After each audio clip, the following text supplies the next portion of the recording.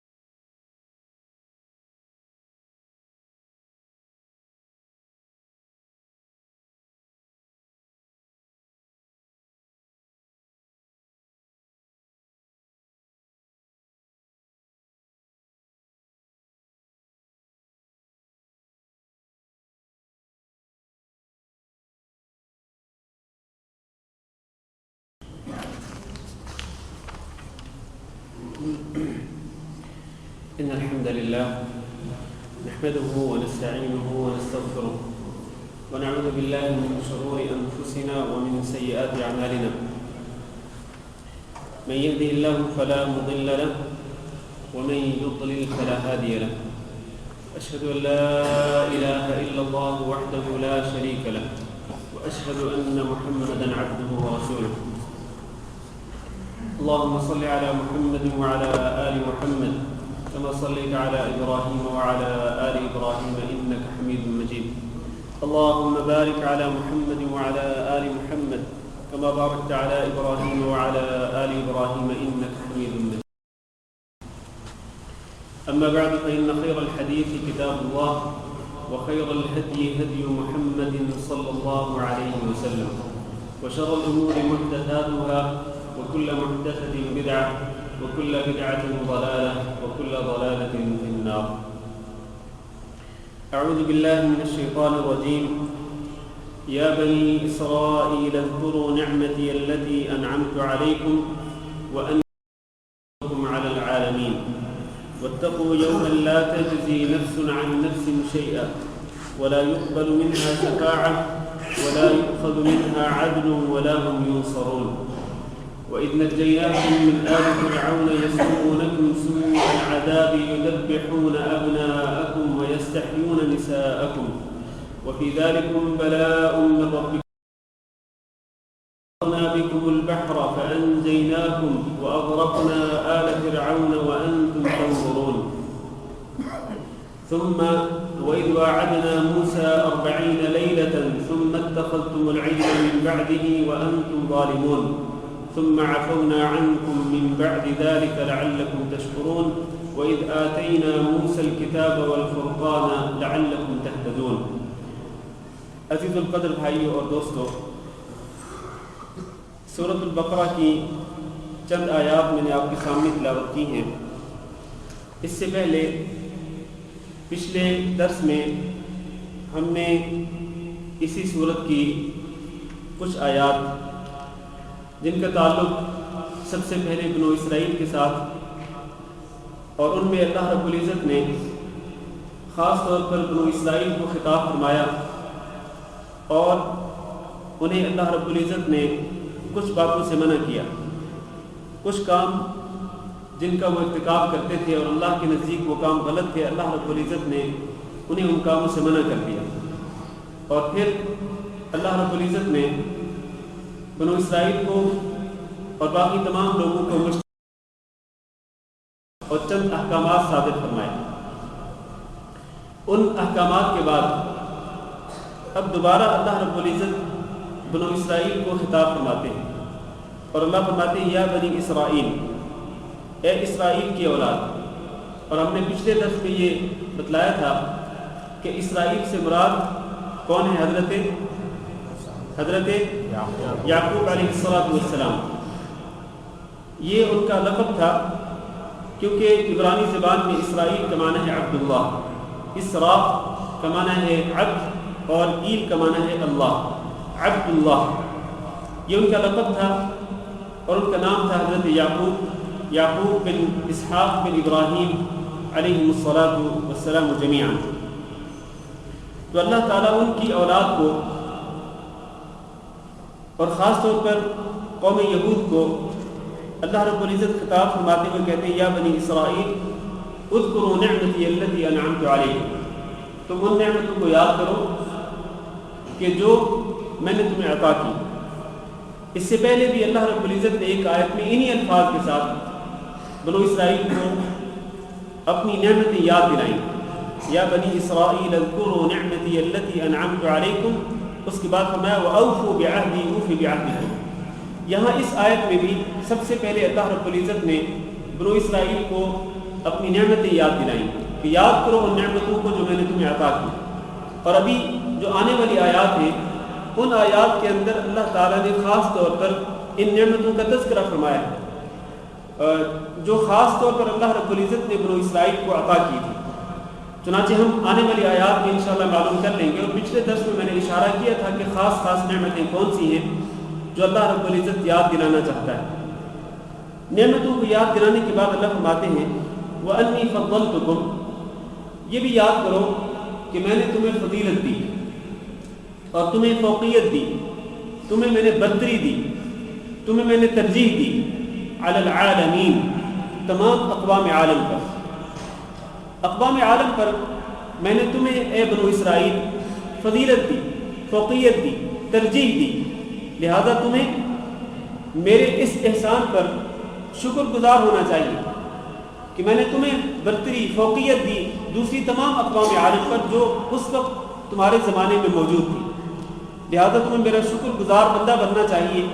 ان نعمتوں کے ساتھ یہ نعمت بھی یاد کرو اور پھر تم میرے سامنے سجدہ شکر بجا لاؤ، تم میرے شکر گزار بندے بن جاؤ، میرے مطیع اور فرما بردار بن جاؤ، میرے احکامات پر عمل کرو، اور جن باتوں سے جن کاموں سے میں نے تمہیں منع کیا ہے ان سے تم اجتناب اور پرہیز کرو۔ یہاں ایک بڑا ہی اہم نکتہ ہے، وہ یہ ہے کہ اللہ فرماتے ہیں انی فضلتکم علی العالمین، میں نے تمہیں فضیلت دی تمام اقوام عالم پر۔ کیا اس سے یہ ثابت ہوتا ہے کہ بنو اسرائیل جو ہیں وہ تمام اقوام عالم جو کہ اس وقت بھی ہیں ان سب سے افضل ہیں؟ جیسا کہ بعض لوگوں کا یہ خیال ہے، اور خود قوم یہود کا بھی یہ الزام ہے، ان کا یہ دعویٰ ہے، ان کا یہ گمان بھی ہے، بلکہ وہ اس پر یقین رکھتے ہیں کہ اقوام عالم میں اللہ رب العزت نے ہمیں جو عزت دی ہے اور ہمیں جو مقام و مرتبہ دیا ہے وہ کسی قوم کو نہیں دیا ہے۔ تو کیا اس سے یہ ثابت ہوتا ہے کہ قوم یہود جو ہیں بنو اسرائیل وہ مسلمانوں سے افضل قوم ہے؟ اس کا معنی یہ ہے کہ نہیں، ہرگز نہیں۔ یہاں انی فضلتکم علی العالمین، العالمین سے مراد وہ اقوام عالم ہیں جو اس وقت ان کے دور میں موجود تھی، اور ان کے دور میں کون کون سی اقوام موجود تھیں ان کے بارے میں اللہ تعالیٰ زیادہ بہتر جانتا ہے۔ تو ان کے دور میں جو اقوام موجود تھیں اللہ تعالیٰ نے ان اقوام عالم پر ان کو یعنی بنو اسرائیل کو اور یہود کو فضیلت دی اور فوقیت دی۔ لہذا اس آیت سے یہ دلیل لینا کہ قوم یہود یا بنو اسرائیل جو ہیں وہ بحیثیت مجموعی مسلمانوں سے افضل قوم ہیں، ہرگز درست نہیں ہے۔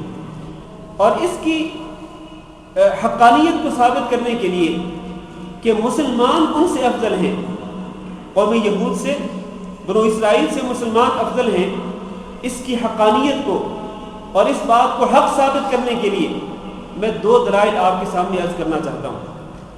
سب سے پہلے تو اللہ رب العزت نے قرآن مجید میں ارشاد فرمایا کہ وَكَذَلِكَ جَعَلْنَاكُمْ أُمَّةً وَسَطًا لِتَكُونُوا شُهَدَاءَ عَلَى النَّاسِ وَيَكُونَ الرَّسُولُ عَلَيْكُمْ شَهِيدًا، ہم نے آپ کو یعنی اے امت محمد صلی اللہ علیہ وسلم ہم نے آپ کو امتاً وسطاً بنایا ہے، یعنی سب سے افضل سب سے بہتر امت بنایا ہے۔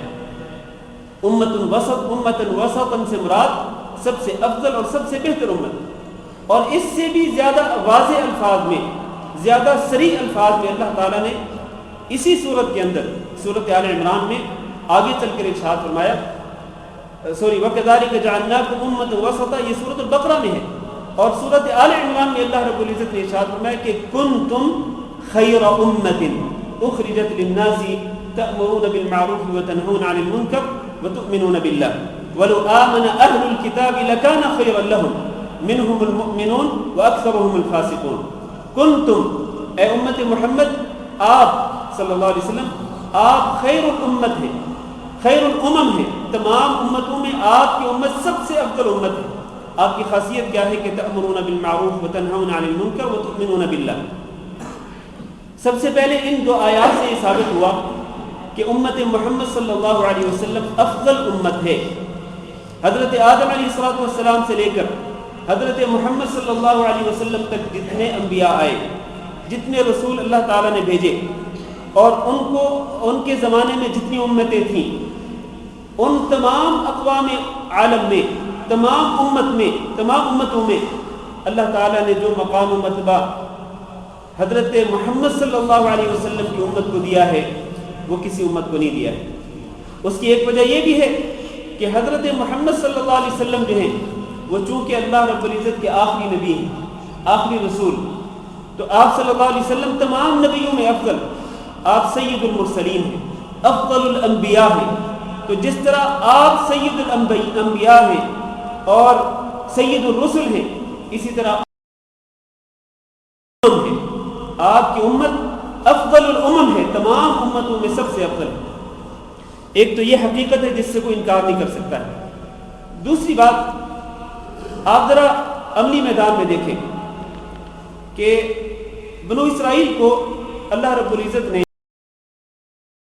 آزمایا، اسی طرح اللہ رب العزت نے اس امت کے لوگوں کو بھی مختلف آزمائشوں میں آزمایا۔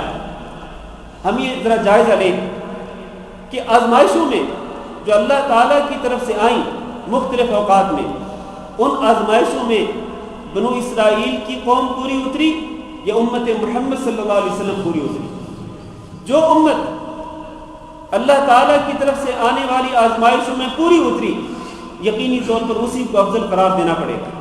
آئیے ذرا دو مثالیں لے لیتے ہیں کہ اللہ کی طرف سے آنے والی آزمائشوں میں کون سی امت اس آزمائش میں پوری اتری۔ آپ کو معلوم ہے کہ حضرت موسیٰ علیہ السلام اور ان کی قوم بنو اسرائیل کو اللہ رب العزت نے حکم دیا کہ ادخلوا هذه القرية، بیت المقدس میں داخل ہو جاؤ۔ لیکن اور یہ ایک بہت بڑی آزمائش تھی کہ اس بیت المقدس میں، اس بستی میں داخل ہو جاؤ، اور داخل ہونے کے لیے ان کو جہاد کرنا تھا۔ جب تک وہ جہاد نہ کرتے، بنو اسرائیل حضرت موسیٰ علیہ السلام کے ساتھ مل کر جب تک وہ جہاد نہ کرتے، اس وقت تک اس بستی میں وہ داخل نہیں ہو سکتے تھے۔ یہاں پر انہوں نے اپنی بزدلی دکھلائی، اور قوم یہود کی بزدلی ایک تاریخی حقیقت ہے۔ قوم یہود کی ایک تاریخی حقیقت ہے جس سے کوئی انکار نہیں کر سکتا ہے۔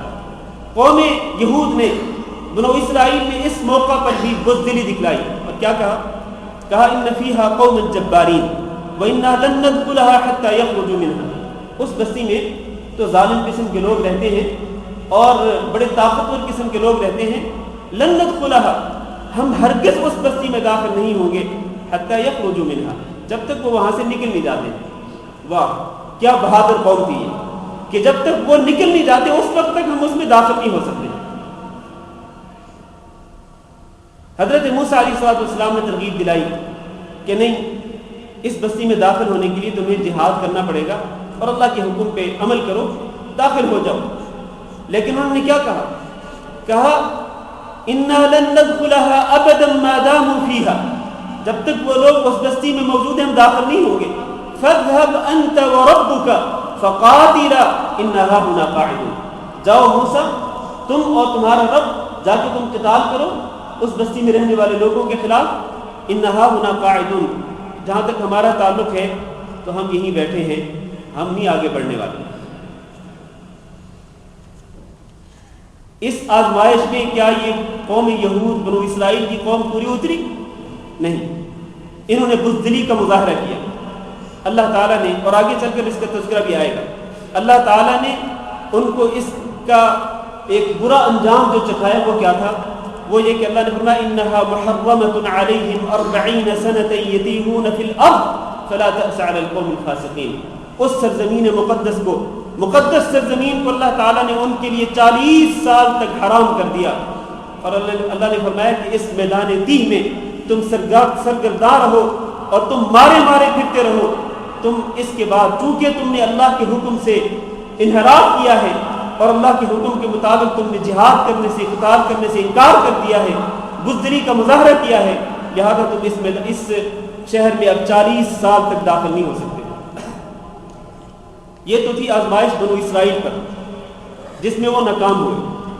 اب آئیے ذرا اس امت محمدیہ جو ہے اس پر بھی ایک آزمائش آئی، اسی قسم کی آزمائش. اور وہ کب؟ وہ اس وقت جب کہ حضرت محمد صلی اللہ علیہ وسلم اور آپ صلی اللہ علیہ وسلم کے اس وقت جو امتی تھے صحابہ کرام جب مدینہ منورہ میں تشریف فرما تھے، تو اس دوران صحابہ کرام کو پتہ چلتا ہے کہ قریش کا ایک تجارتی قافلہ شام سے مکہ کی طرف واپس لوٹ رہا ہے. چنانچہ نبی کریم صلی اللہ علیہ وسلم نے صحابہ کرام کو حکم دیا کہ نکلو اب یہاں سے، مدینہ منورہ سے نکلو اور اس قافلے کے راستے میں جا کر رکاوٹ بن جاؤ.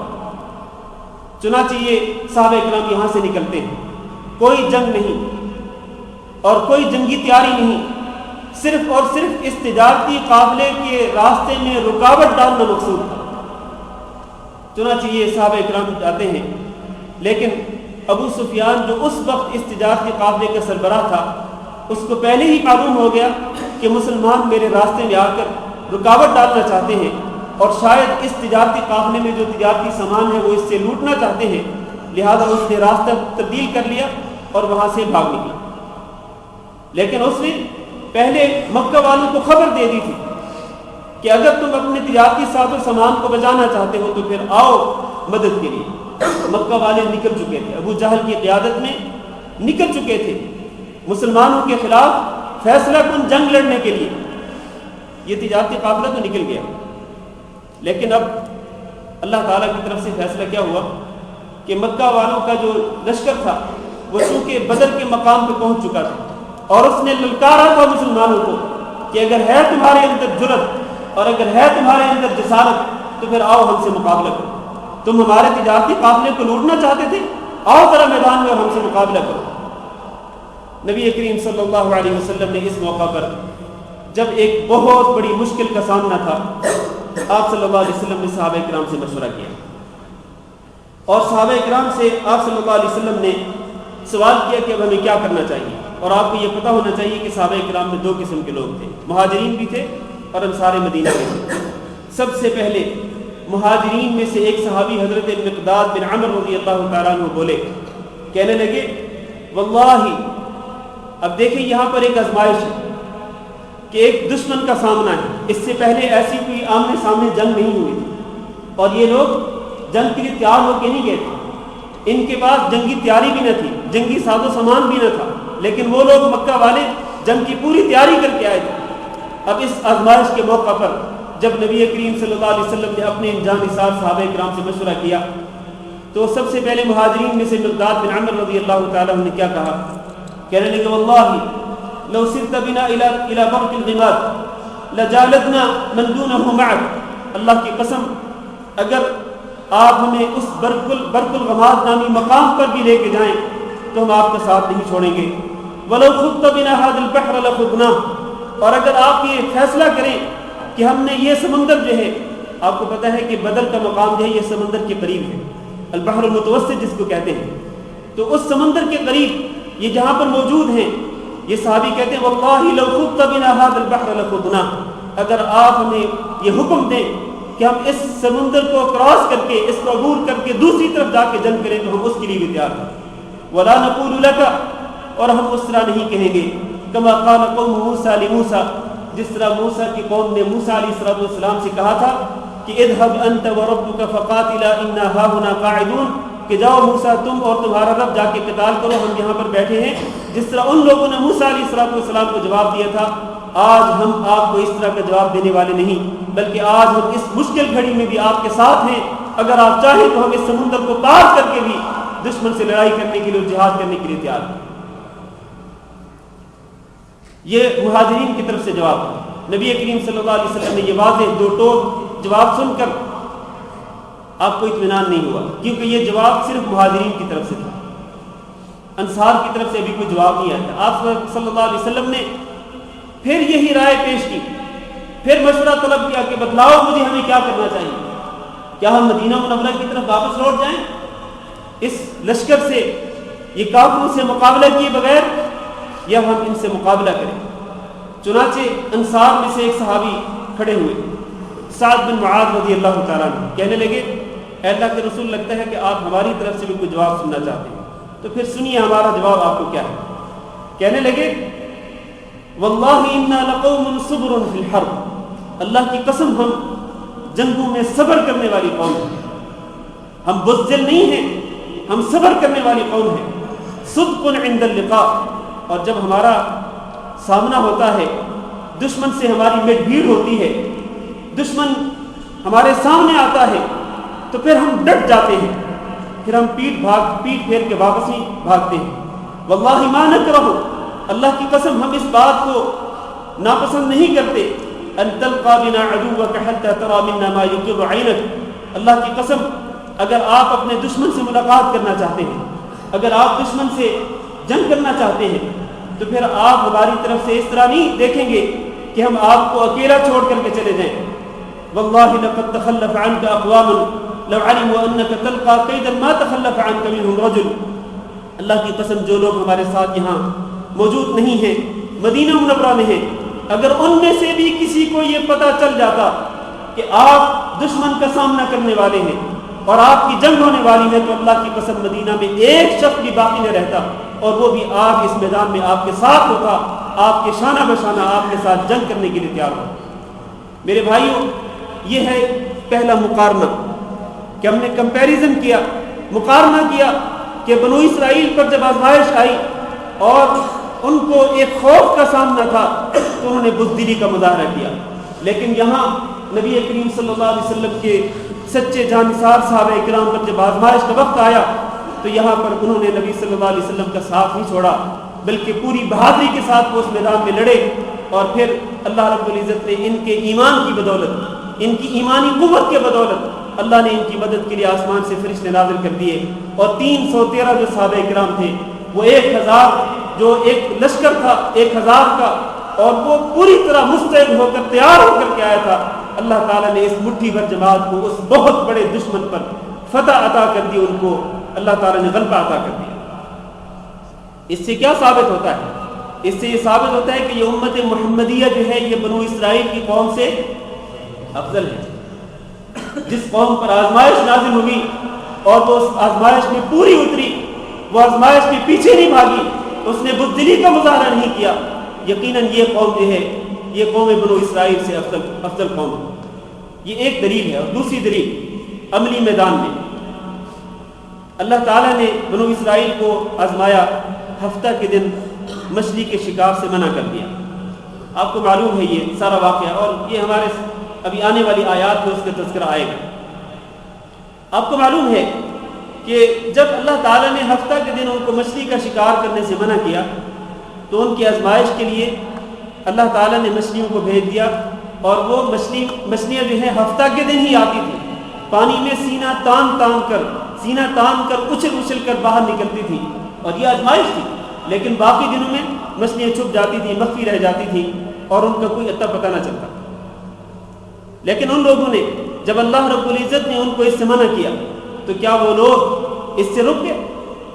ان میں سے زیادہ تر لوگ وہ تھے کہ جنہوں نے اللہ رب العزت کی نافرمانی کی اور ہفتہ کے دن شکار کیا، ایک ہیلا کر کے ہفتہ کے دن مچھلیوں کا شکار کیا، گویا کہ اس آزمائش میں بھی وہ ناکام ہوئے، فیل ہو گئے۔ اب آئیے ذرا امت محمدیہ صلی اللہ علیہ وسلم، حضرت محمد صلی اللہ علیہ وسلم کی امت پر، آپ کے جانثار صحابہ کرام پر جب اسی طرح کی آزمائش آئی تو ان کا رد عمل کیا تھا؟ جب نبی کریم صلی اللہ علیہ وسلم اپنے 1400 صحابہ کرام کے ساتھ عمرے کا احرام باندھ کر مکہ مکرمہ کی طرف رواں تھے، تو حدیبیہ کے مقام پر آپ کو روک دیا گیا. آپ کو معلوم ہے کہ حدیبیہ کے مقام پر آپ کو اور آپ کے صحابہ کرام کو روک دیا گیا کہ آپ اس سے آگے نہیں جا سکتے. اور پھر ایک بحث و تکرار کے بعد، مذاکرات کے بعد ایک معاہدہ رونما ہوا، معاہدہ سامنے آیا جس کو صلح حدیبیہ کا نام دیا جاتا ہے. یہاں پر ایک آزمائش ہوئی. یہ صحابہ کرام اور خود نبی کریم صلی اللہ علیہ وسلم احرام کی حالت میں تھے اور احرام کی حالت میں شکار نہیں کر سکتے ہیں. احرام کی حالت میں شکار نہیں کر سکتے ہیں. اللہ تعالیٰ نے ان احرام باندھنے والے لوگوں کو اسی شکار کے ذریعے ہی آزمائش میں ڈالا اور اس کا ذکر قرآن مجید میں کر دیا. اللہ نے فرمایا یا ایھا الذین آمنوا لیبلونکم اللہ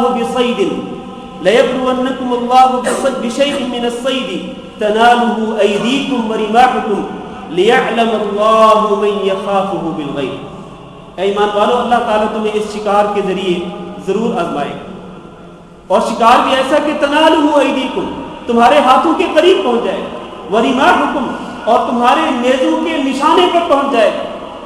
ہوا کیا کہ حدیبیہ کے مقام پر جب یہ صحابہ کرام احرام کی حالت میں تھے تو شکاری جانور جو ہیں جن کا شکار کرنا عام طور پر مسلمانوں کے لیے حلال تھا اور حلال ہے، وہ جانور اور وہ پرندے بھاگ بھاگ کر، وہ دیدہ دانستہ وہ مسلمانوں کے سامنے آتے.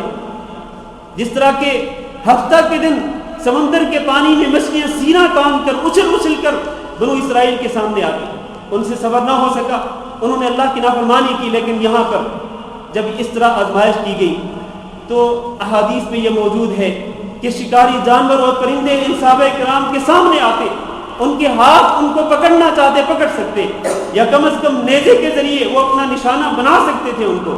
لیکن کسی بھی صحابی کا ہاتھ نہیں اٹھا، کسی صحابی نے نیزے کے ساتھ شکار نہیں کیا کسی شکاری پرندے کو یا کسی شکاری جانور. تو جو قوم اس آزمائش میں بھی پوری اتری، اور وہ قوم کون ہے؟ وہ امت محمدیہ ہے، حضرت محمد صلی اللہ علیہ وسلم کی قوم، آپ صلی اللہ علیہ وسلم پر ایمان لانے والی آپ کی امت. لہذا افضل کون سی امت ہوئی، یہ یا وہ؟ یقینی طور پر امت محمدیہ جو ہے افضل ہے، کہ جو ہر قسم کی آزمائش میں پوری اترتی ہے. میں نے یہ صرف 2 مثالیں آپ کے سامنے ذکر کی ہیں. خلاصہ یہ ہے کہ اللہ تعالیٰ نے یہاں جو قرآن مجید میں ارشاد فرمایا کہ یا بنی اسرائیل اذکروا نعمتی التی انعمت علیکم وانی فضلتکم علی العالمین، یاد کرو کہ میں نے تمہیں فضیلت دی، فوقیت اور برتری دی تمام اقوام عالم پر. تو اس سے مراد ان کے زمانے میں موجود اقوام عالم ہیں، یہ نہیں کہ قیامت تک آنے والی جو اقوام عالم ہے ان سب پر بنو اسرائیل کو فضیلت حاصل ہے.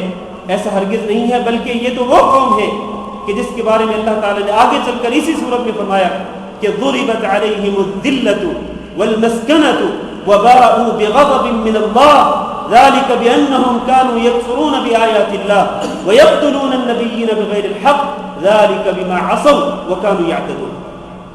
اللہ تعالیٰ نے ان کو بڑی نعمتوں سے نوازا، لیکن ان کے نخرے نہیں ختم ہوتے تھے.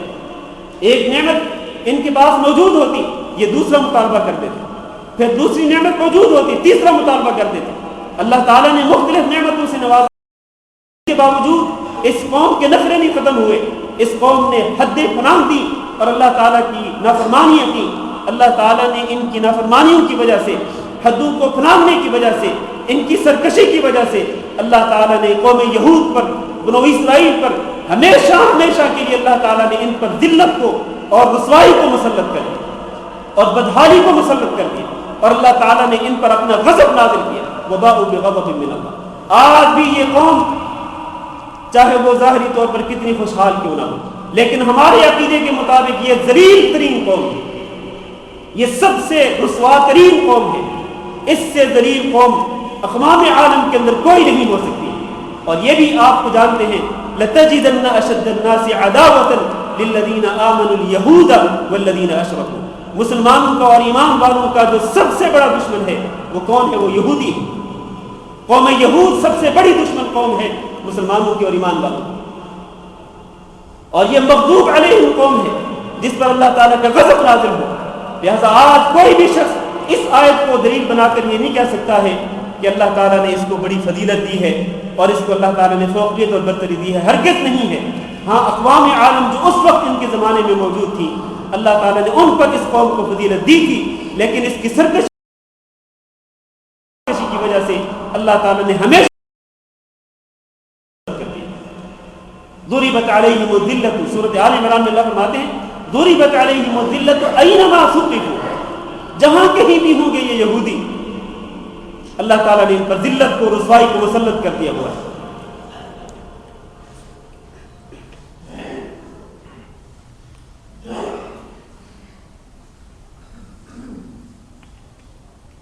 اس کے بعد اللہ تعالیٰ فرماتے ہیں واتقوا یوم لا تجزی نفس عن نفس شیئا، اس دن سے ڈرو کہ جس دن لا تجزی نفس عن نفس شیئا، کوئی نفس کسی بھی نفس کے کچھ بھی کام نہیں آئے گا، ولا يقبل منها شفاعہ، اور کسی نفس سے شفاعت قبول نہیں کی جائے گی، ولا يؤخذ منها عدل، اور کسی سے کوئی معاوضہ قبول نہیں کیا جائے گا، کسی سے کوئی بدلہ نہیں لیا جائے گا، ولا هم ينصرون، اور نہ ہی قیامت کے دن لوگوں کی مدد کی جائے۔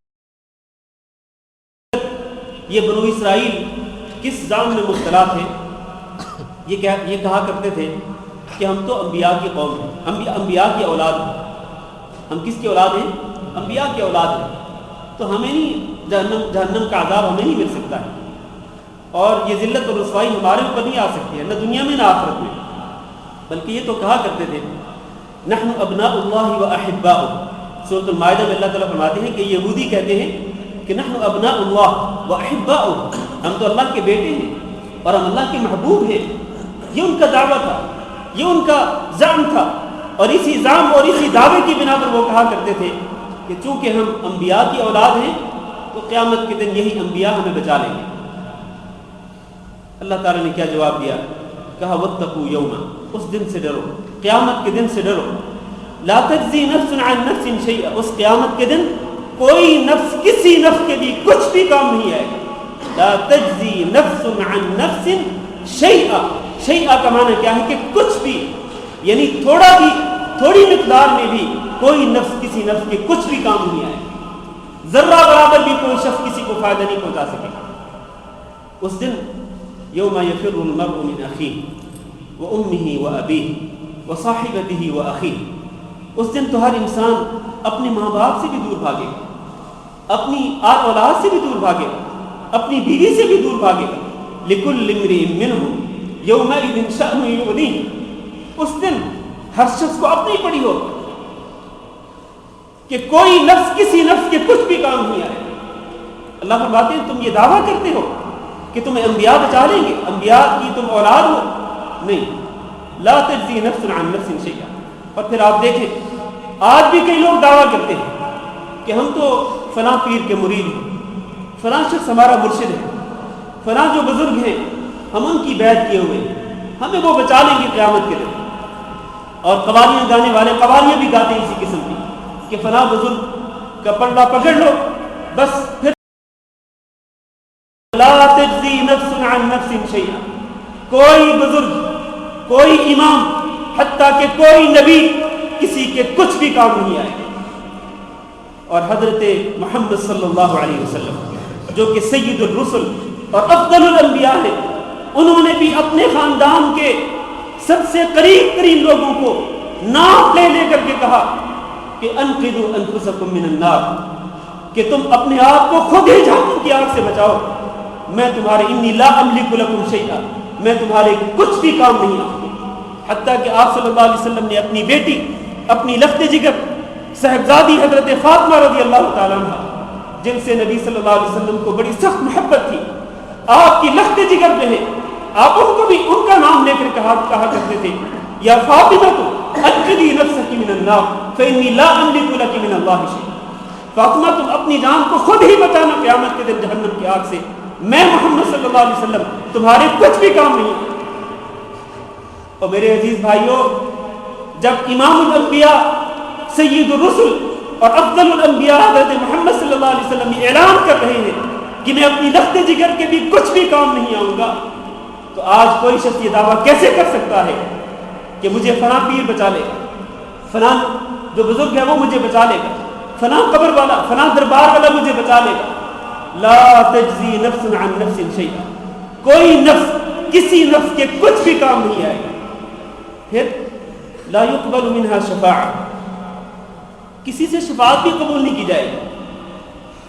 لوگ یہ کہتے ہیں کہ فلاں امام یا فلاں بزرگ یا فلاں عالم یا فلاں پیر و مرشد ہمارے حق میں شفاعت کریں گے، بیڑا پار ہو جائے گا. لا يقبل منها شفاعہ، کسی سے شفاعت قبول نہیں کی جائے گی. اور آپ کو پتہ ہے کہ قیامت کے دن کی شفاعت کے لیے دو بنیادی شرطیں ہیں.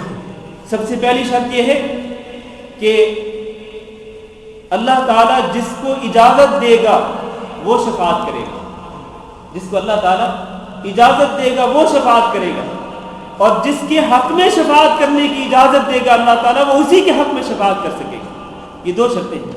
شفاعت کرنے والے کے بارے میں بھی ایک شرط کہ وہ اللہ کی اجازت کے محتاج ہوگا، اور جس کے بارے میں کسی نے شفاعت کرنی ہوگی اس کے بارے میں اللہ اجازت دے گا کہ اس کے بارے میں شفاعت کر سکتے ہو تو وہ شفاعت کرنے والا شفاعت کرے گا.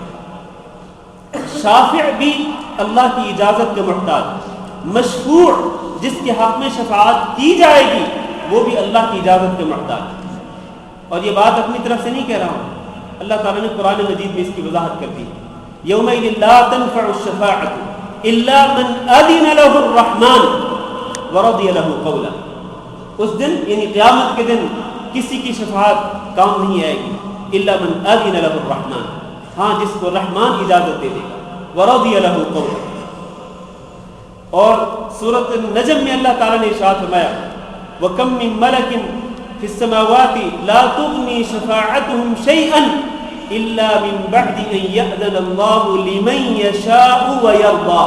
لِمَن يَشَاءُ وَيَرْضَىٰ کا معنی کیا ہے کہ اللہ تعالیٰ جس کے بارے میں شفاعت کرنے کی اجازت دیں گے وہ شفاعت کرنے والا اسی کے بارے میں شفاعت کر سکے گا. یہ دونوں شرطیں جو میں نے ذکر کی ہیں شفاعت کی، یہ قرآن مجید سے ثابت ہوئی. اور آیت الکرسی میں بھی اللہ تعالیٰ نے یہ ارشاد فرمایا. آیت الکرسی میں کیا ہے؟ اللہ لا الہ الا هو الحی القیوم لا تأخذه سینۃ ولا نوم له ما فی السماوات وما فی الارض من ذا الذی یشفع عنده الا باذنہ. کون ہے کہ جو کیا وہاں اللہ کے پاس شفاعت کر سکے گا الا باذنہ، ہاں وہی شفاعت کر سکے گا جس کو اللہ تعالیٰ اجازت دے گا. تو اللہ فرماتے ہیں لا يقبل منها شفاعہ، کسی نفس سے شفاعت قبول نہیں کی جائے گی. ولا يؤخذ منها عدل، اور اس سے کوئی بدلہ بھی نہیں لیا جائے گا. یعنی ایسا نہیں ہے کہ اللہ تعالیٰ کسی کو آفر کرے قیامت کے دن کہ چلو مجھے تم 1 ملین دینار دے دو میں تمہاری جان چھوڑ دیتا ہوں. 1 ملین یا 1 لاکھ یا 1 کروڑ دے دو میں تمہاری جان چھوڑ دیتا ہوں. لا يؤخذ منها عدل، کسی سے کوئی بدلہ نہیں لیا جائے گا. ولا هم ينصرون، اور کسی کی کوئی مدد نہیں کی جائے گی.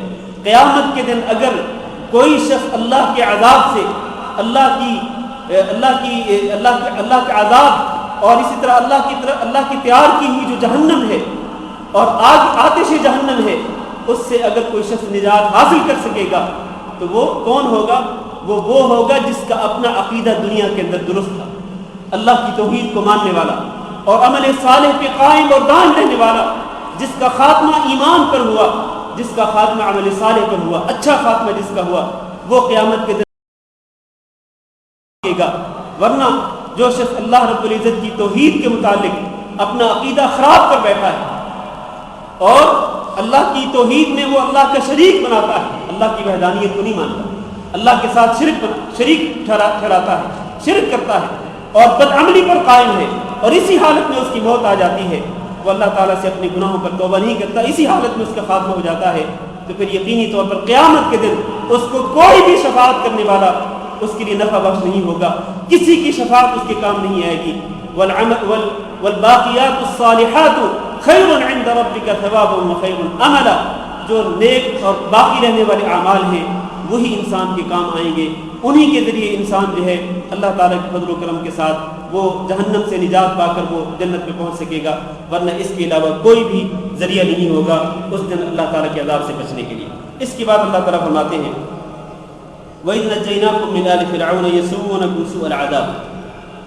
وہ وقت بھی یاد کرو، بنو اسرائیل سے ہی خطاب ہو رہا ہے، وہ وقت یاد کرو کہ نَجَّيْنَاكُم مِّنْ آلِ فِرْعَوْنَ، ہم نے آل فرعون سے تمہیں نجات دے دی. يَسُومُونَكُمْ سُوءَ الْعَذَابِ، وہ آل فرعون کیا کرتے تھے؟ وہ تمہیں بہت برا عذاب چکھاتے تھے.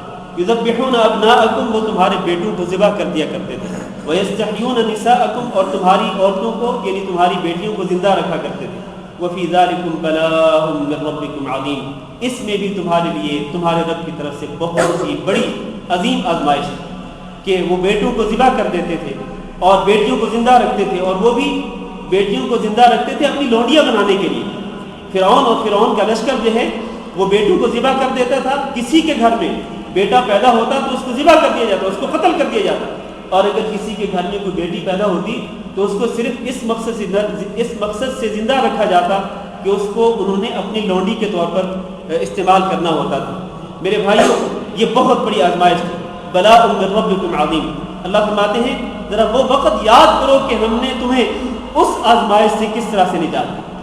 اور وہ فرعون اور آل فرعون اس طرح کیوں کرتے تھے؟ آپ کو معلوم ہے کہ فرعون نے ایک خواب میں دیکھا تھا کہ اس کے دور سلطنت میں ایک بچہ پیدا ہوگا اور وہی اس کی سلطنت کے خاتمے کا سبب بن جائے گا۔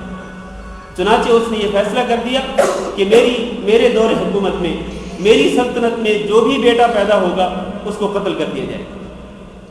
لیکن اللہ رب العزت نے جو فیصلہ کیا تھا، اللہ رب العزت نے جس طرح یہ فیصلہ کر رکھا تھا کہ فرعون کو اور آل فرعون کو اللہ رب العزت نے تباہ کرنا تھا، اس کو برباد کرنا تھا، تو پھر وہ بیٹا جس کی وجہ سے اس کی یہ تباہی اور بربادی ہوگی اس کو وہ قتل نہ کر سکا، بلکہ وہ اس کے گھر میں ہی پرورش پانے لگا، اور وہ کون تھے؟ حضرت موسیٰ علیہ السلام۔ اللہ فرماتے ہیں اذ نجیناکم من آل فرعون یسومونکم سوء العذاب۔ اللہ تعالیٰ یہ نعمت خاص طور پر ذکر کر رہے ہیں۔ پہلے اللہ تعالیٰ نے اجمالی طور پر حکم دیا کہ میری تمام نعمتوں کو یاد کرو، اب یہاں سے اللہ تعالیٰ بعض خاص نعمتوں کا تذکرہ فرما رہے ہیں۔ سب سے پہلے اللہ تعالیٰ نے یہ نعمت ذکر کی، اس کے بعد اللہ فرماتے ہیں وَإِذْ فَرَقْنَا بِكُمُ الْبَحْرَ، یہ دوسری نعمت کہ ذرا یاد کرو کہ ہم نے تمہارے لیے سمندر کو پھاڑ دیا، فَأَنْجَيْنَاكُمْ، ہم نے تمہیں نجات دی، وَأَغْرَقْنَا آلَ فِرْعَوْنَ، اور ہم نے آل فرعون کو یعنی فرعون اور اس کے لشکر کو غرق کر دیا، وَأَنْتُمْ تَنْظُرُونَ، اور تم اپنی آنکھوں سے دیکھ رہے تھے، تمہارے دیکھتے ہی تم اپنی آنکھوں سے مشاہدہ، اللہ تعالیٰ نے فرعون اور اس کے لشکر کو سمندر میں غرق کر دیا، اللہ تعالیٰ نے تمہیں نجات دے دی۔ اور یہ کب کی بات ہے؟ یہ اس وقت کی بات ہے کہ جب حضرت موسیٰ علیہ السلام بنو اسرائیل کو لے کر کے مصر سے نکل رہے تھے، اور پیچھے سے تعاقب کیا، اب آگے سمندر، پیچھے سے فرعون اور اس کا لشکر۔ یہاں پر انہوں نے کہا انا لمدرکون، بنو اسرائیل کہنے لگے انا لمدرکون، آج ہمیں نجات ملنے والی نہیں، سامنے سمندر ہے، پیچھے لشکر ہے، فرعون کا جرار لشکر جو ہے وہ موجود ہے، یقینی طور پر یا ہم سمندر میں ڈوب جائیں گے یا پھر یہ لشکر ہمیں چبا جائے گا، لشکر ہمارا خاتمہ کر دے گا، انا لمدرکون۔ حضرت موسیٰ علیہ السلام نے کہا کلا، ایسا ہرگز نہیں ہو سکتا ہے، ان معی ربی، میرے ساتھ میرا رب موجود ہے، سیہدین، اللہ تعالیٰ ضرور میری رہنمائی کرے گا۔ پھر اللہ نے کس طرح رہنمائی کی؟ اللہ نے فرمایا کہ اپنا عصا اس سمندر کے پانی پر مارو۔ حضرت موسیٰ علیہ السلام نے وہ عصا مارا، یہ بنو اسرائیل کے 12 قبیلے تھے، ہر قبیلہ ایک راستے پر چلتا ہوا سمندر کی دوسری طرف پہ چلا گیا، اور عین درمیان میں جب یہ فرعون اور اس کا لشکر پہنچا، اللہ تعالیٰ نے اسی سمندر کو دوبارہ چلنے کا حکم دے دیا۔ اور دوسری کئی صورتوں میں اللہ تعالیٰ نے یہ قصہ تفصیل کے ساتھ بیان کیا ہے، لیکن ہم یہاں اسی اختصار پر ہی اکتفا کرتے ہیں کہ اللہ تعالیٰ فرماتے ہیں یاد کرو جب ہم نے سمندر کو تمہارے لیے پھاڑ دیا اور ہم نے تمہیں نجات دی، اور فرعون اور اس کی فوج کو ہم نے غرق کر دیا، وَأَنْتُمْ تَنْظُرُونَ، اور تم دیکھ رہے تھے۔ اس کے بعد ایک اور نعمت اللہ فرماتے ہیں وَإِذْ وَاعَدْنَا مُوسَىٰ 40 لَيْلَةً، ذرا یاد کرو ہم نے موسیٰ علیہ السلام سے وعدہ لیا تھا 40 راتوں کا، ثُمَّ اتَّخَذْتُمُ الْعِجْلَ مِن بَعْدِهِ، پھر تم نے موسیٰ علیہ السلام کے جانے کے بعد کیا کیا؟ تم نے بچڑے کو معبود بنا لیا، من بعدہ، موسیٰ علیہ السلام کے بعد، وَأَنْتُمْ ظَالِمُونَ، اور تم ظالم۔ آپ کو پتہ ہے کہ حضرت موسیٰ علیہ السلام کو اللہ تعالیٰ نے بلایا تھا کوہ طور پر 40 راتوں کے لیے۔ کیوں بلایا تھا 40 راتوں کے لیے؟ اس دوران اللہ رب العزت حضرت موسیٰ علیہ السلام کو اپنے دین کے احکامات دینا چاہتے تھے، اپنی ہدایات ان کو دینا چاہتے تھے۔ چنانچہ اللہ رب العزت نے وعدہ لے لیا کہ 40 راتوں کے لیے تمہیں کوہ طور پر ٹھہرنا پڑے گا۔ موسیٰ علیہ السلام چلے گئے پیچھے سے ان کی قوم نے کیا کارنامہ سر انجام دیا؟ ثم اتخذتم العجل من بعدی، بچڑے کو اپنا معبود بنا لیا، اور یہ بہت بڑا ظلم تھا، وانتم ظالمون، بہت بڑا ظلم تھا۔ یہاں آپ ذرا غور کریں کہ اللہ رب العزت نے ان کے اس عمل کو ظلم قرار دیا۔ عمل کون سا تھا؟ کہ انہوں نے بچڑے کو معبود بنا لیا، اور اس کو اللہ تعالیٰ نے ظلم قرار دیا ہے۔ یہ ظلم کس طرح ہے؟ در حقیقت ظلم کس کو کہتے ہیں؟ ظلم اس کو کہتے ہیں کہ وضع الشیء فی غیر محلہ، کہ ایک چیز جس جگہ پر ہونی چاہیے اس کو وہاں سے اٹھا کر کسی اور جگہ پہ رکھ دیا جائے تو اس کو ظلم کہتے ہیں۔ مثلا یہ جن صاحب کا بھی ہے یہ آلہ، یہ مشین، یہ ریکارڈر جس کے ساتھ یہ ریکارڈ کر رہے ہیں میری اس گفتگو کو، یہ جن کا ہے، اگر یہ ان کے پاس رہے تو یہ عدل ہے، یہ انصاف ہے۔ لیکن اگر اس کو میں ان سے چھین کر اپنی جیب میں ڈال دوں تو یہ کیا ہوگا؟ یہ ظلم ہوگا۔ وضع الشیء فی محلہ، ہر اس چیز کو کہ جو اس کا مقام ہے اسی جگہ پہ رکھا جائے تو یہ عدل ہے، اور اس جگہ سے اس کو ہٹا لیا جائے تو یہ ظلم ہوتا ہے۔ چنانچہ عبادت جو ہے اس کا اصل محل کیا ہے؟ عبادت صرف اور صرف کس کے لیے ہونی چاہیے؟ اللہ رب العزت کے لیے ہونی چاہیے۔ عبادت صرف اللہ کی ہونی چاہیے اور اسی کے لیے ہونی چاہیے۔ تمام کی تمام عبادات کا مستحق صرف اور صرف اللہ تعالیٰ ہے۔ یہی معنی ہے اس کلمہ طیبہ کا جو ہم پڑھتے ہیں، لا الہ الا اللہ، کہ کوئی معبود برحق نہیں سوائے اللہ تعالیٰ کے، یعنی ہر قسم کی عبادت کا مستحق سوائے اللہ تعالیٰ کے کوئی بھی نہیں ہے۔ تو یہ عبادت جب تک اللہ تعالیٰ کے لیے ہوگی، جب تک اللہ تعالیٰ کے لیے ہوگی تو یہ عدل و انصاف ہوگا، اور یہ عبادت اگر اللہ تعالیٰ کے علاوہ کسی اور کے لیے ہوگی تو یہ کیا ہوگا؟ یہ ظلم ہوگا۔ اسی لیے لقمان علیہ السلام نے اپنے بیٹے کو جب وصیتیں کی تھی تو کیا کہا تھا؟ اذ قال لقمان لابنه وهو يعظه يا بني لا تشرك بالله، اے میرے پیارے بیٹے اللہ کے ساتھ شرک نہ کرنا۔ کیوں؟ ان الشرک لظلم عظیم، کیونکہ شرک بہت ہی بڑا ظلم ہے، ظلم عظیم ہے۔ کیوں ظلم عظیم ہے؟ اس لیے کہ عبادت جو ہے وہ صرف اللہ تعالیٰ کے لیے ہونی چاہیے۔ اگر یہ غیر اللہ کے لیے ہوگی، اللہ کے ساتھ اگر کسی کو شریک بنایا جائے گا تو یہ ظلم ہوگا، اللہ تعالیٰ کے ساتھ یہ انصاف نہیں ہوگا۔ اس لیے یہاں پر اللہ تعالیٰ فرما رہے ہیں بنو اسرائیل کو خطاب کرتے ہوئے کہ دیکھو تم نے موسیٰ علیہ السلام کے کوہ طور پر جانے کے بعد تم نے کتنا بڑا ظلم کیا کہ تم نے بچڑے کو معبود بنا لیا، حالانکہ تمہیں عبادت میری کرنی چاہیے تھی، لیکن تم نے میری عبادت کو چھوڑ کر جو میرا حق تھا وہ کسی اور کو دے دیا۔ اس طرح تم نے بہت بڑے ظلم کا ارتکاب کیا۔ اللہ فرماتے ہیں ثم عفونا عنکم من بعد ذلک، اللہ فرماتے ہیں پھر بھی ہم نے اس کے بعد تمہیں معاف کر دیا۔ تم نے معافی مانگی، ہم نے تمہیں معاف کر دیا۔ یہ بہت بڑی نعمت تھی اللہ تعالیٰ کی کہ اتنا بڑا ظلم کرنے کے باوجود، اتنے بڑے گناہ کے ارتکاب کرنے کے باوجود اللہ تعالیٰ نے ان کو معاف کر دیا۔ کیوں؟ اللہ فرماتے ہیں لعلکم تشکرون، شاید کہ تم شکر گزار بندے بن جاؤ۔ لیکن کیا وہ واقعتاً شکر گزار بندے بنے؟ نہیں، اس کے بعد بھی انہوں نے اللہ تعالیٰ کی نافرمانیاں جاری رکھی۔ اتنے بڑے ظلم کے بعد معافی ملی تاکہ یہ شکر گزار ہو جاتے، لیکن بجائے شکر گزار بننے کے انہوں نے اور بھی ظلم کرنا شروع کر دیا۔ اس کے بعد اللہ فرماتے ہیں وَإِذْ آتَيْنَا مُوسَى الْكِتَابَ وَالْفُرْقَانَ، ذرا یاد کرو ہم نے موسیٰ علیہ السلام کو کتاب دی، یعنی تورات، والفرقان، اور وہ کتاب جو ہے وہ کیسی کتاب تھی؟ الفرقان، وہ فرق کرنے والی تھی، حق اور باطل میں فرق کرنے والی، صحیح اور غلط میں تمیز کرنے والی، حق اور باطل میں فرق کرنے والی کتاب ہم نے موسیٰ علیہ السلام کو دی۔ کیوں؟ لعلکم تہتدون، تاکہ تم ہدایت پا جاؤ۔ اس سے ثابت یہ ہوتا ہے کہ اللہ رب العزت جب کسی قوم پر کوئی کتاب نازل کرتا ہے تو کس لیے نازل کرتا ہے؟ تاکہ اس قوم کو ہدایت مل جائے، تاکہ وہ قوم اس کتاب سے ہدایت حاصل کرے۔ اس لیے ہمیں یہ بھی درس ملتا ہے اس سے کہ اللہ تعالیٰ نے یہ جو کتاب نازل کی اپنے سب سے آخری نبی حضرت محمد صلی اللہ علیہ وسلم پر کیوں نازل کی؟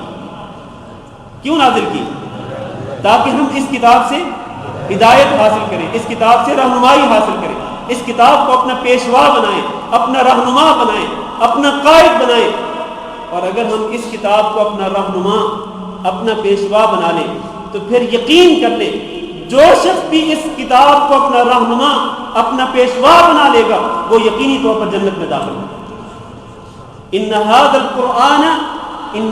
القرآن يهدي للتي هي اقوم وَيُبَشِّرُ الْمُؤْمِنِينَ الَّذِينَ يَعْمَلُونَ الصَّالِحَاتِ أَنَّ لَهُمْ أَجْرًا كَبِيرًا۔ یہ کتاب سیدھا راستہ دکھاتی ہے، یہ قرآن سیدھے راستے کی طرف، مضبوط راستے کی طرف رہنمائی کرتا ہے۔ وہ مضبوط راستہ کون سا ہے کہ جو اللہ کی رضا تک، اللہ کے تقرب تک پہنچاتا ہے، اللہ تعالیٰ کی جو جنت ہے اس جنت تک پہنچاتا ہے۔ وَيُبَشِّرُ الْمُؤْمِنِينَ، اور یہ قرآن مومنوں کو بشارتیں بھی دیتا ہے کہ جو مومن ایمان کے ساتھ ساتھ عمل صالح کریں گے ان کے لیے اللہ رب العزت کی طرف سے بہت بڑا اجر ہے۔ تو یہ کتاب ہدایت ہے، ہمیں اسی کو اپنا رہنما، اپنا پیشوا بنانا چاہیے، اور اسی کی روشنی میں ہمیں اپنی زندگی بسر کرنی چاہیے، جس طرح کہ اللہ رب العزت نے بنو اسرائیل پر، اللہ تعالیٰ نے ان کی طرف جو کتاب بھیجی تورات، وہ اسی لیے بھیجی تھی کہ وہ اس سے ہدایت حاصل کریں۔ اس کے بعد اللہ فرماتے ہیں وَإِذْ قَالَ مُوسَىٰ لِقَوْمِهِ، میں بات ختم کرتا ہوں۔ وَإِذْ قَالَ مُوسَىٰ لِقَوْمِهِ، وہ وقت ذرا یاد کرو کہ جب موسیٰ علیہ السلام نے کہا اپنی قوم سے، یا قومی، اے میری قوم، انکم ظلمتم انفسکم، تم نے اپنی جانوں پر ظلم کر دیا۔ کس طرح؟ باتخاذکم العجل، کہ تم نے بچڑے کو معبود بنا لیا، بچڑے کو معبود بنا کے تم نے اپنی جانوں پہ ظلم کیا ہے۔ اب کیا کرو؟ فتوبوا الی بارئکم، تم اپنے خالق کی طرف رجوع کر لو، توبہ کر لو۔ لیکن توبہ کس طرح ہے؟ یہ توبہ بھی بڑی مشکل تھی ان کے لیے۔ فاقتلوا انفسکم، تم اپنے آپ کو ہی قتل کرو، اپنے آپ کو ہی مار ڈالو۔ اور یہ توبہ بہت مشکل ہے، یقینی طور پر یہ بھی ایک بہت بڑی آزمائش تھی بنو اسرائیل کے لیے۔ فاقتلوا انفسکم، اپنے آپ کو مار ڈالو۔ اور اس کی تفسیر میں مفسرین نے دو تفسیریں کی۔ فاقتلوا انفسکم سے مراد ایک تو یہ ہے کہ تم آپس میں ایک دوسرے کو مار ڈالو، اگر تم ایک دوسرے کو مار ڈالو گے تو تمہاری توبہ قبول ہو جائے گی، ایک یہ تفسیر ہے۔ دوسری تفسیر یہ ہے کہ جن لوگوں نے بچڑے کو معبود بنایا ان کو ایک صف میں کھڑا کر دیا جائے، اور جن لوگوں نے بچڑے کی پوجا نہیں کی تھی ان کو یہ حکم ہے کہ تم ان کو قتل کرو۔ بچڑے کی پوجا کرنے والوں کو قتل کرنے کا اللہ تعالیٰ حکم دے رہے ہیں۔ کن کو؟ انہی میں سے جو لوگ، انہی کے رشتہ دار، انہی کے والدین، انہی کی آل اولاد، انہی کی نسل سے جو لوگ جنہوں نے بچڑے کی پوجا نہیں کی تھی اور اپنے آپ کو اس ظلم سے بچا لیا تھا، اللہ کہتے ہیں اپنے آپ کو مار ڈالو۔ یعنی وہ چونکہ وہ انہی میں سے ہی تھے تو اللہ تعالیٰ یہ کہہ رہے ہیں کہ اپنے آپ کو، گویا کہ ان کو مارنا اپنے آپ کو مارنے کے برابر ہے۔ فاقتلوا انفسکم، اپنے آپ کو مار ڈالو، اس طرح تمہاری توبہ قبول ہوگی۔ ذالکم خیر لکم عند بارئکم، اللہ فرماتے ہیں یہی تمہارے لیے بہتر ہے، اگر تم اسی طرح کرو گے تو تمہارا خالق تم سے راضی ہو جائے گا۔ فتاب علیکم، اب جب یہ حکم ملا تو کچھ سچے مومن تھے بنو اسرائیل میں سے، جو سچے مومن تھے اور جو اللہ تعالیٰ کے حکم کے سامنے اپنے آپ کو جھکا دینے والے تھے، انہوں نے آپس میں ایک دوسرے کو قتل کرنا شروع کر دیا۔ ابھی قتل کرنا شروع کیا ہی تھا کہ تاب علیکم، اللہ تعالیٰ نے سب کی توبہ قبول کر لی۔ انہ هو التواب الرحیم، بے شک اللہ تعالیٰ تواب ہے، مطلب بہت زیادہ توبہ قبول کرنے والا ہے، بہت زیادہ، یعنی اس میں مبالغہ پایا جاتا ہے۔ تواب بہت زیادہ توبہ قبول کرنے والا ہے اور نہایت ہی رحم کرنے والا ہے۔ اللہ اپنے بندوں کے دلوں میں جب دیکھتا ہے کہ میرے بندے کے دلوں میں، میرے بندے کے دل میں توبہ کرنے کا جذبہ پیدا ہو چکا ہے اور وہ سچے دل کے ساتھ توبہ کرنا چاہتا ہے، تو جیسے ہی وہ توبہ کرتا ہے اللہ تعالیٰ اس کو معاف کر دیتا ہے۔ لیکن آپ یہاں ذرا غور کریں کہ اللہ تعالیٰ نے توبہ کی قبولیت کے لیے جو شرط لگائی وہ کیا تھی کہ اپنے آپ کو قتل کرو، اور یقیناً یہ بہت ہی سخت، بہت ہی مشکل کام تھا، بڑا سخت حکم تھا، لیکن اللہ رب العزت نے حضرت محمد صلی اللہ علیہ وسلم کی امت کے لیے کہ اس امت کے لوگ اگر اسی طرح کے جرم کا ارتکاب کریں، یعنی غیر اللہ کی پوجا کریں، تو کیا اس امت کے اندر غیر اللہ کی پوجا کرنے والوں کی توبہ، اگر وہ توبہ کرنا چاہیں تو کیا ان کی توبہ اس وقت تک قبول نہیں ہوگی جب تک وہ آپس میں ایک دوسرے کو قتل نہ کریں؟ کیا یہ سخت حکم اللہ تعالیٰ نے اس امت کے لیے بھی برقرار رکھا ہے؟ اس کا جواب ہے کہ نہیں۔ اللہ رب العزت بڑا رحمان ہے، بڑا رحیم ہے۔ اللہ تعالیٰ نے اس امت کو کتنے انعامات سے نوازا، کتنے احسانات اللہ تعالیٰ نے کیے سید الانبیاء حضرت محمد صلی اللہ علیہ وسلم پر، اور آپ کی اس امت پر اللہ تعالیٰ نے کتنی نعمتیں نازل کر دی، کتنے احسانات اللہ تعالیٰ نے نازل کر دیے۔ ان احسانات میں سے ایک احسان اللہ تعالیٰ نے یہ بھی کر دیا کہ شرک کا ارتکاب کرنے والا، بتوں کی پوجا کرنے والا بھی اگر پوجا کرنے کے بعد اگر وہ اللہ تعالیٰ کے سامنے توبہ کرتا ہے تو اللہ اس کی توبہ کو قبول کر لیتا ہے۔ اللہ تعالیٰ نے ان لوگوں کو کہ جو بڑے بڑے گناہوں میں مبتلا تھے، اللہ نے فرمایا یا عبادی الذین اسرفوا علی انفسہم، یا عبادی الذین اسرفوا علی انفسہم، میرے وہ بندوں جنہوں نے اپنی جانوں پر ظلم کر لیا۔ اور ابن عباس رضی اللہ تعالیٰ عنہ ارشاد فرماتے ہیں کہ اس آیت کریمہ میں اللہ رب العزت نے ان لوگوں کو خطاب کیا ہے کہ جو مشرکین میں سے تھے، شرک کے علاوہ وہ قتل و غارت بھی کرتے تھے، زنا اور بدکاری کے ارتکاب بھی کرتے تھے، چوری اور ڈاکہ زنی بھی کرتے تھے۔ اللہ تعالیٰ فرماتے ہیں یا عبادی الذین اسرفوا علی انفسہم لا تقنطوا من رحمت اللہ، اللہ کی رحمت سے مایوس نہ ہو، ان اللہ یغفر الذنوب جميعا، اللہ تعالیٰ سارے گناہوں کو معاف کر دیتا ہے، انہ هو الغفور الرحیم۔ بلکہ اللہ رب العزت نے، آپ دیکھیں اللہ رب العزت نے نبی صلی اللہ علیہ وسلم کی بعثت کے بعد وہ لوگ جن کا تعلق یہود و نصارہ میں سے، اور بلکہ وہ لوگ جنہوں نے اللہ تعالیٰ کی اولاد کا اقرار کیا کہ اللہ تعالیٰ کی اولاد ہوتی ہے، اور جنہوں نے یہ کہا کہ ان اللہ ثالث ثلاثہ، کہ اللہ تین میں سے ایک ہے، اللہ تعالیٰ ان کو بھی اپنی رحمت کی امید دلاتے ہوئے کہتے ہیں کہ افلا یتوبون الی اللہ ویستغفرون واللہ غفور رحیم، کہ اگر یہ اللہ تعالیٰ کا بیٹا قرار دینے والے، اللہ کی اولاد بنانے والے، اللہ کو ثالث ثلاثہ کہنے والے جو ہیں، اگر یہ بھی سچے دل کے ساتھ توبہ کر لیں اور اللہ تعالیٰ سے معافی مانگ لیں تو اللہ تعالیٰ ان کے گناہوں کو بھی معاف کر لیں۔ تو ان کے لیے یہ بڑا سخت حکم تھا بنو اسرائیل کے لیے کہ اگر تم اپنی توبہ کی قبولیت چاہتے ہو تو پھر اپنے آپ میں ایک دوسرے کو قتل کرنا شروع کرو۔ لیکن یہ حکم اس امت کے لیے نہیں ہے۔ اس امت کا کوئی بھی پاپی، کوئی بھی گناہ گار، بڑے سے بڑا گناہ گار کیوں نہ ہو، اگر وہ ایک مرتبہ بھی صدق کے دل کے ساتھ اللہ تعالیٰ سے معافی مانگ لے، اللہ اس کے گناہوں کو معاف کر دیتا ہے، اور اس کی حالت کیا ہو جاتی ہے؟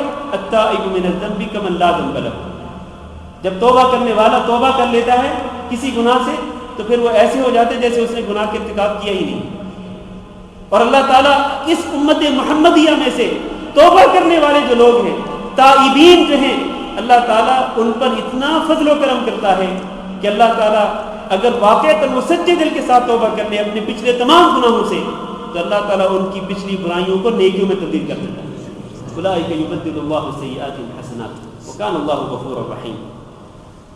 تو میرے عزیز بھائی اور دوستو، میں یہاں پر رکتا ہوں، اگرچہ میرا آج پروگرام یہ تھا کہ میں کچھ زیادہ آیات جو ہیں وہ آپ کے سامنے پڑھ کر ان کی تفسیر مختصر طور پر عرض کروں گا، لیکن درمیان میں بعض ایسی چیزیں آ جاتی ہیں، بعض ایسے موضوعات آ جاتے ہیں کہ جن پر ذرا زیادہ گفتگو کرنا پڑتی ہے۔ بہرحال ہم کوشش کریں گے انشاءاللہ آئندہ اپنی رفتار ذرا اور تیز کریں۔ اللہ تعالیٰ سے دعا کرتے ہیں کہ اللہ رب العزت مجھے اور آپ کو قرآن مجید کو سمجھنے کی توفیق دے، اور اللہ تعالیٰ ہمیں اس قرآن مجید کو ہمارا دستور حیات بنانے کی توفیق دے۔ اسی کی روشنی میں اللہ تعالیٰ ہمیں اپنی اصلاح کرنے کی توفیق دے، عقائد کی اصلاح بھی اور اعمال کی اصلاح بھی اللہ تعالیٰ ہم سب کو اس اصلاح کی توفیق دے، اور اللہ تعالیٰ ہمارے گناہوں پر ہم سے درگزر فرمائے۔ ہمیں جو بیمار ہیں اللہ تعالیٰ تمام بیماروں کو شفا کاملہ نصیب فرمائے، اور ہمارے جو والدین میں سے یا رشتہ داروں میں سے یا ہمارے دوست احباب میں سے جو ہم سے بچھڑ گئے ہیں، جو ہم سے جدا ہو چکے ہیں، جو فوت ہو چکے ہیں، ہم ان کے لیے دعا کرتے ہیں کہ اللہ رب العزت ان کی قبروں کو جنت کا باغ بنائے، اللہ تعالیٰ ان کی مغفرت فرمائے، ان کی نیکیاں قبول فرمائے، اور اللہ تعالیٰ ہمیں ان کے ساتھ قیامت کے دن جنت الفردوس میں داخل فرمائے۔ استغفر اللہ لی ولکم انہ هو الغفور الرحیم۔ کسی بھائی نے کوئی سوال کرنا ہوگا سکتا